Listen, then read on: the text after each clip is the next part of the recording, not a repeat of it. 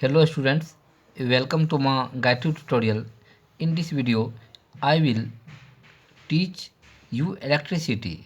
Today, I discuss electrical energy and the important formula related with the electrical energy. Students, आज मैं कि physics का electricity पढ़ा रहा हूँ। ये पार्ट 13 है। अभी तक मैं पार्ट 12 तक बता चुका हूँ।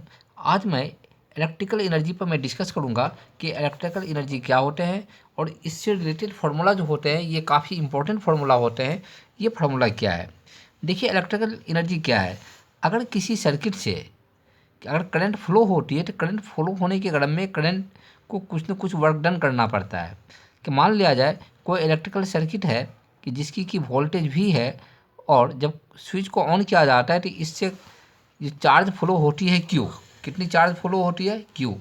तो जो करंट चार्ज ही तो करंट है। जो करंट फ्लो होती है, चार्ज फ्लो होती है, तो फ्लो होने के क्रम में चार्ज को या इलेक्ट्रॉन को कुछ न कुछ वर्क डन करना पड़ता है। ये वर्क डन जो होता है तो पोटेंशियल डिफरेंस और जो चार्ज फ्लो होती है इसके प्रोडक्ट के इक्वल होता है। जो मैंने लिखा है यहाँ पे देखिए कि electrical work done equal to P का मतलब पोटेंशियल डिफरेंस के एंड चार्ज। तो चूँकि यहाँ पर पोटेंशियल डिफरेंस जो है ये भी है तो मैंने भी लिखा, चार्ज आपका क्यू है तो इसको मैंने क्या लिखा? क्यू लिखा। तो किसी भी सर्किट से फ्लो होने वाली करंट के द्वारा क्या क्या वर्क डन जो है ये भी क्यू के इक्वल होता है। अब आप देखिए ये इस फॉर्मूला को हम कैसे चेंज करते हैं। स्टूडेंट, आप जानते हैं ये चार्ज आपका भी क्यू हो गया, लेकिन आप ये भी जानते हैं कि करंट जो होता है करंट आई इक्वल टू होता है Q upon T. Current I equal to क्या होता है? Q upon T. इसको क्रॉस मल्टीप्लाई करेंगे, ये आपका क्यू है तो आपका क्यू इक्वल टू क्या हो जाएगा कि आई अपॉन टी हो जाएगा। ये जो फॉर्मूला है स्टूडेंट्स, इसमें अगर इसकी वैल्यू रख देते हैं तो इलेक्ट्रिकल एनर्जी इक्वल टू आपने देखा तो वी इंटू क्यू होता है और ये क्यू इक्वल टू क्या होता है? I T. तो क्यू के स्थान पर ये भी है, क्यू के स्थान पर मैंने रख दिया आई टी। तो इलेक्ट्रिकल वर्क डन जो है ये वी आई टी के इक्वल हो गया। और स्टूडेंट्स, आप ये जानते हैं कि किसी भी कंडक्टर से जब चार्ज फ्लो होती है तो जितना वर्क डन होता है ये टोटल वर्क डन जो है एनर्जी के फॉर्म में चेंज कर जाता है, मैंने इलेक्ट्रिकल एनर्जी के फॉर्म में चेंज कर जाता है। तो वर्क डन जो आपका वी आई टी हुआ तो इसको हम लोग इलेक्ट्रिकल एनर्जी भी कह सकते हैं। तो चलिए इसलिए मैंने लिख दिया यहाँ पर इलेक्ट्रिकल एनर्जी।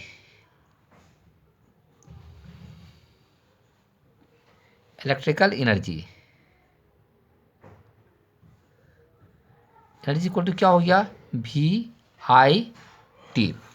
ये आपका इलेक्ट्रिकल एनर्जी हो गया वी आई टी। इस इलेक्ट्रिकल एनर्जी को हम लोग फिर चेंज कर सकते हैं। कैसे? देखिए यहाँ जो वी जो है, वी का मतलब वोल्टेज होता है। आप ओम्स के लॉ से जानते हैं तो वी इक्वल टू क्या होता है? वी इक्वल टू होता है आपका आई इंटू आर। अगर आपने वी के स्थान पे इसकी वैल्यू रख दिया आई आर तो देखिए नया फॉर्मूला क्या बन जाता है। वी के स्थान पर मैंने रखा आई इंटू आर रखा वी के स्थान पर, और इंटू क्या है आपका? आई इंटू टी। तो इसको सॉल्व करेंगे तो क्या हो जाएगा? आई इंटू आई, तो आई स्क्वायर हो गया इंटू ये क्या हो गया? R T. तो अब देखिए student, electrical energy equal to मैंने लिखा था वी आई टी, इसको चेंज करके मैंने बताया आई स्क्वायर आर टी। कहने का मतलब ये हो गया इलेक्ट्रिकल एनर्जी का फॉर्मूला आप वी आई टी भी लिख सकते हैं, आई स्क्वायर आर टी भी लिखा जा सकता है, जहाँ पर जिसकी नीड्स हो। तो चलिए अब हम लिखते हैं इलेक्ट्रिकल एनर्जी।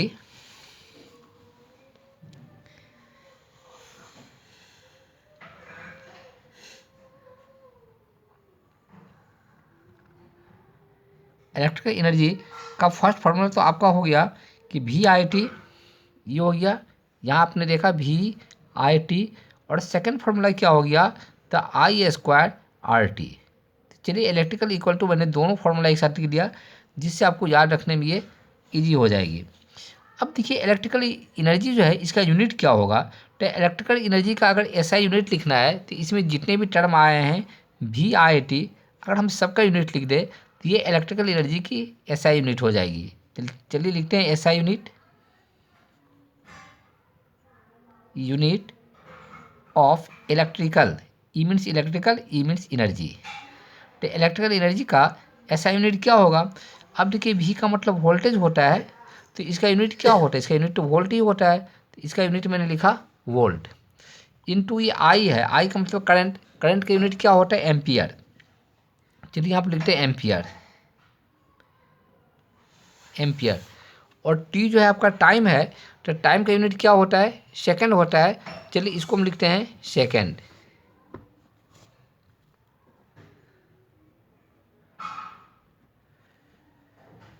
तो इलेक्ट्रिकल एनर्जी में ये जो वी आई टी आया है, इस सब का मैंने ऐसा यूनिट लिख दिया, तो ये इलेक्ट्रिकल एनर्जी की ऐसा यूनिट हो जाएगी।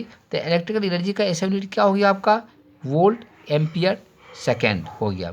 अब यहाँ पर देखिए वोल्ट इंटू एम्पियर जो है इसको हम लोग वाट बोलते हैं। हालांकि मैंने अभी आपको पावर के विषय में नहीं पढ़ाया है, इसका नेक्स्ट टॉपिक जो इलेक्ट्रिक पावर ही है, लेकिन फिर भी यहाँ पर आप याद रख लीजिए कि वोल्टेज को अगर एम्पियर से मल्टीप्लाई करते हैं तो ये पावर आ जाता है जिसका यूनिट होता है वाट। आपको यहाँ पे याद रखना है कि volt into ampere equal to क्या होता है वाट। चलिए मैंने यहाँ पे लिख दिया वाट, वाट हो गया इंटू ये क्या आपका सेकंड, वाट इंटू सेकंड है। और ये वाट इंटू सेकंड है, इसका दूसरा नाम है जूल। क्या है जूल। आपने देखा तो इलेक्ट्रिकल किसी भी कंडक्टर से जो करंट फ्लो होती है तो इसके द्वारा वर्क डन होता है जो कि वी क्यू के इक्वल होता है।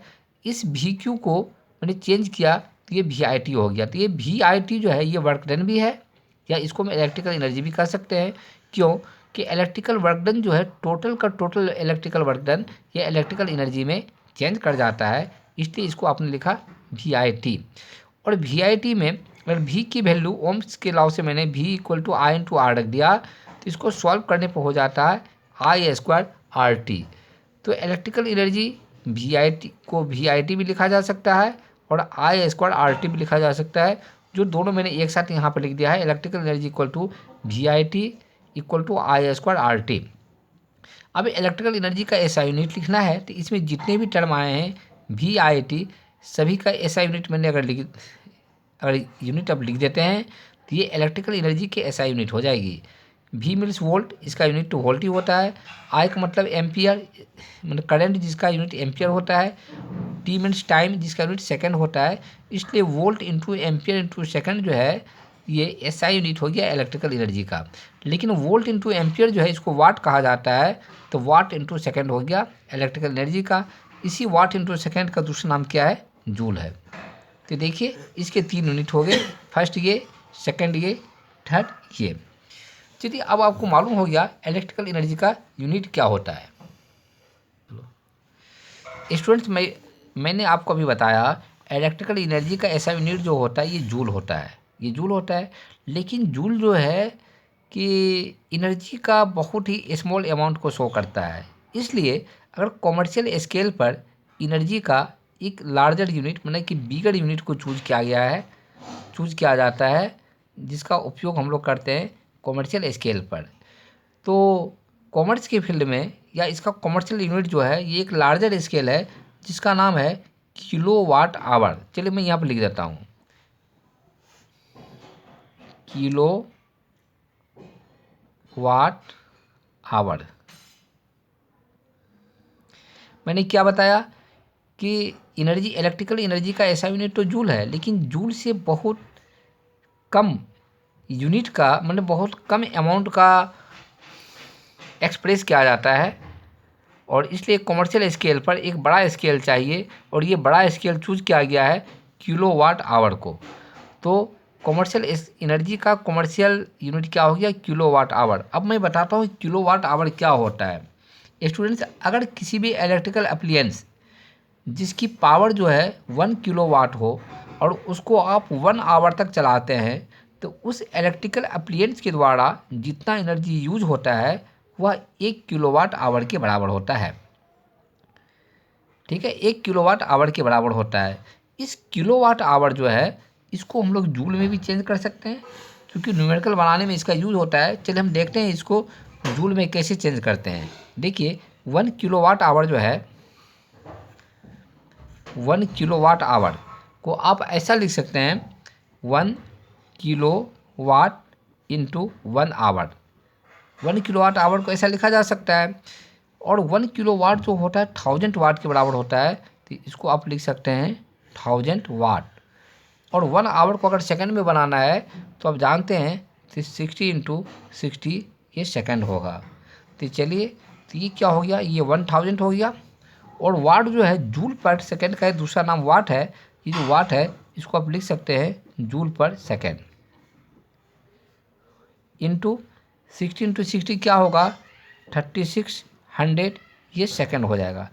अब आप देख रहे हैं ये सेकंड से सेकंड को हम क्रॉस कर सकते हैं, ये कट जाएगा, मल्टीप्लाई में कट जाएगा, तो क्या हो जाएगा 36 पर ये डबल जीरो है, ये ट्रिपल जीरो है, मतलब 50 हो गया।